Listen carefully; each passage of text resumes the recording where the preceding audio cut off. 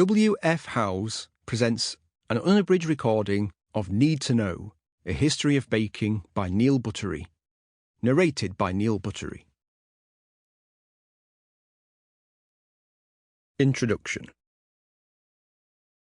This book is an exploration of baking and its associated terminology, techniques, science, and innovation, as well as its important place in culture, all viewed through the lens of history.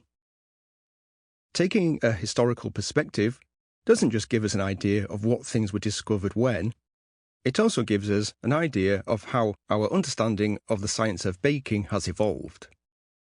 I could have chosen to write an encyclopedia, but I believe the best way to understand most complex things is to see them evolve.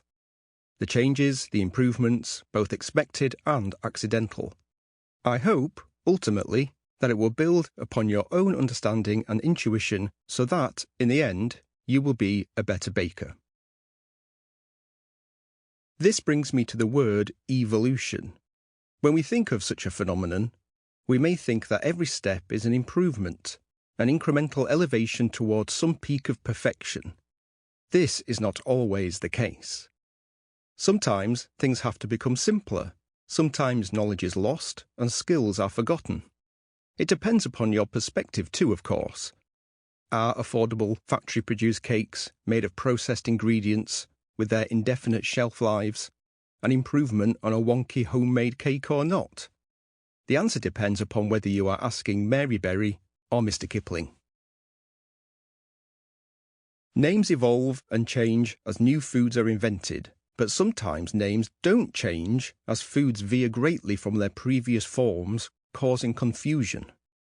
For example, if I ask you to imagine a cake, what immediately springs to mind? An ice cream cake, perhaps? A Mississippi mud pie? Or did you think of a fairy cake? Or a Scottish oat cake? A Jaffa cake? A bread cake?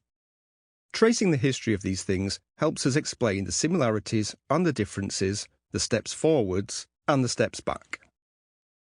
Much of this book draws on my own research, writing and cooking.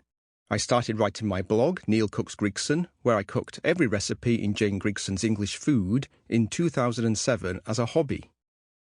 I then moved to America in 2010 for my work as a scientist.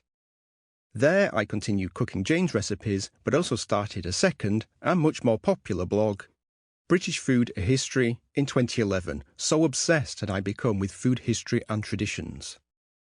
My American friends enjoyed trying all the strange foreign British food I was cooking, and without realizing it, I had built... Sample complete. Ready to continue?